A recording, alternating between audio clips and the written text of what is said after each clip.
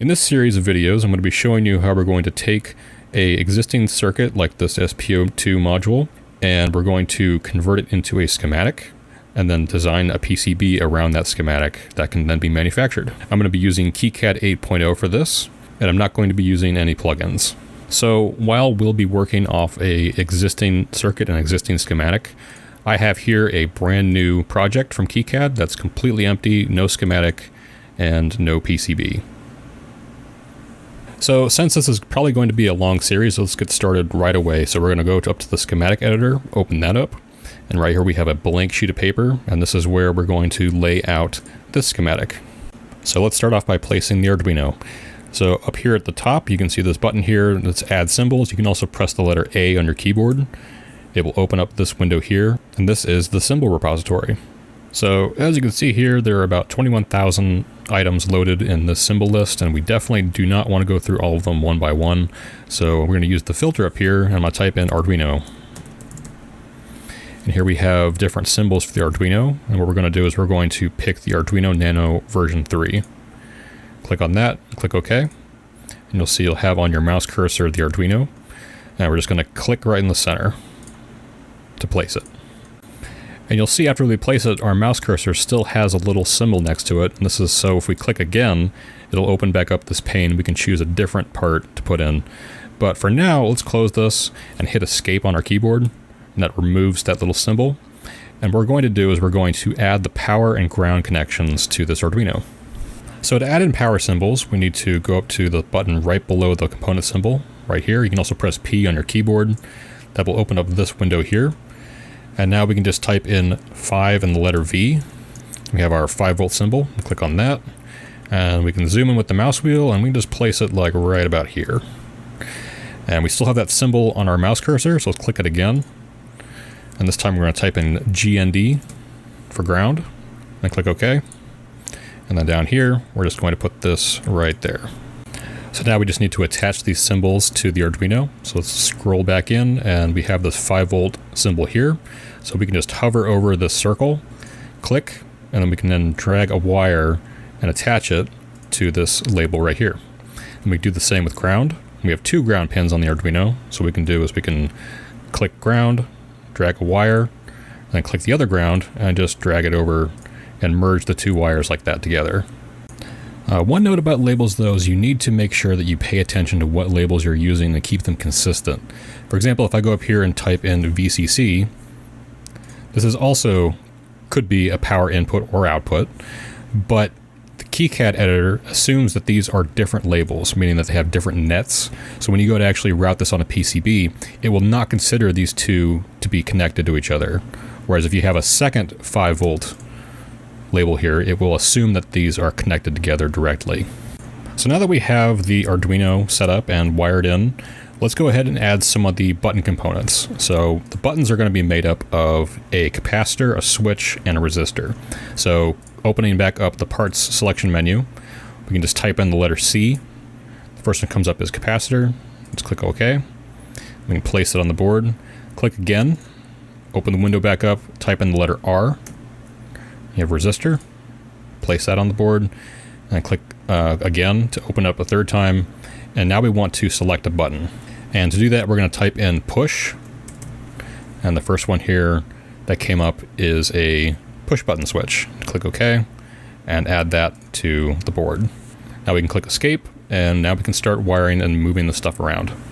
Keep in mind though that this has added an unpolarized capacitor. If you need to place down a polarized capacitor, you do need to explicitly tell that to KiCad. So back in the symbol table, we would type in C and scroll down a little bit, and we see capacitor polarized. So if we had a polarized electrolytic capacitor, this is what we would use instead of this, which we're using for ceramic capacitors.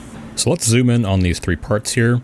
And first thing we want to note right away is that these components do not have any values. And these are just blank symbols. We need to actually tell it what they're supposed to be.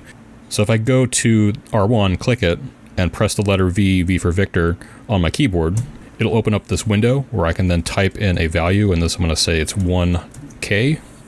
Click OK.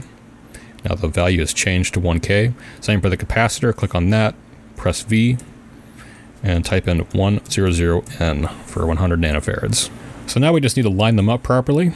and wire them up. So I'm going to click on the push button switch and press the letter R for Romeo on my keyboard just one time.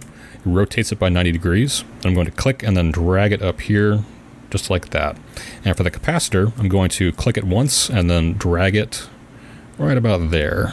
Now we also need to add the power connections, keeping in mind what we've used previously and keeping them consistent. So back at the power symbols table, I'm going to click here and type in 5V, get our 5-volt symbol placed, put it right about there, and click again and type in ground and put it right about there. Now let's start wiring these up all nice and easy. Let's press escape to get our cursor back and then just hover over top of the parts where the pins are, click and then drag them to connect them all together like this.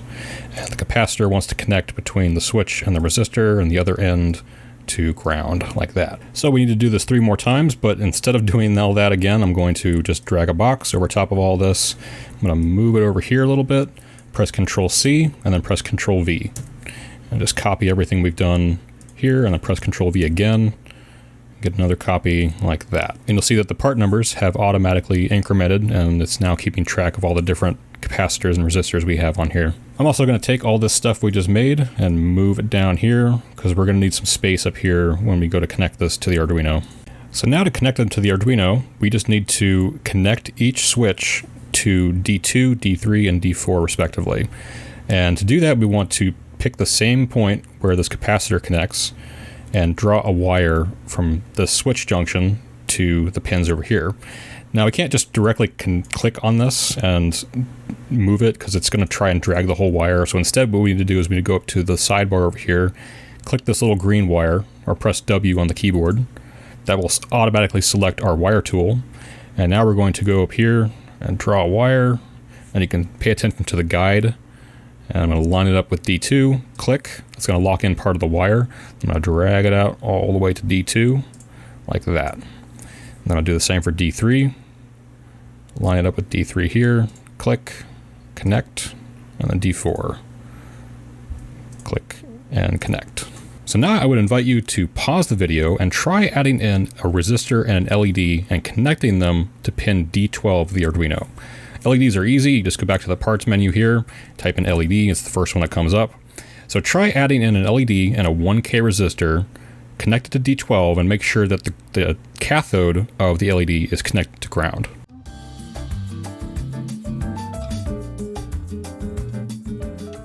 Okay, so I'm going to go ahead and do that, and you can see if you've done it correctly. I'm going to select our LED, press R to rotate it, and just put it on the board here.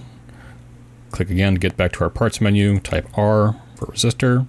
You could also alternatively just copy paste one of these resistors, but I'm just going to add a new one. Line it up right about there. Press V, put 1K, and now we're going to add in the ground connection, G and D. Place it right about there. I like to keep everything lined up if I can. And I'm going to now wire here to here, here to here, and then top of R4 goes to D12, like that. But now we're kind of at a stopping point because we need to add in the OLED screen and the MAX 3105. And while KiCad does have a MAX 3102, this is not actually the module. What we need to do is we need to have the module that we would put onto our breadboard. This is something that would be soldered to a PCB. So this actually is not going to help us. KiCad also does not have the OLED screen module that we would use with the breadboard. Instead, it has the OLED screen itself, which is not going to work for us either. So what we need to do is we need to actually create some custom parts and add them into the schematic. And in the next video, I'm going to show you how to do that.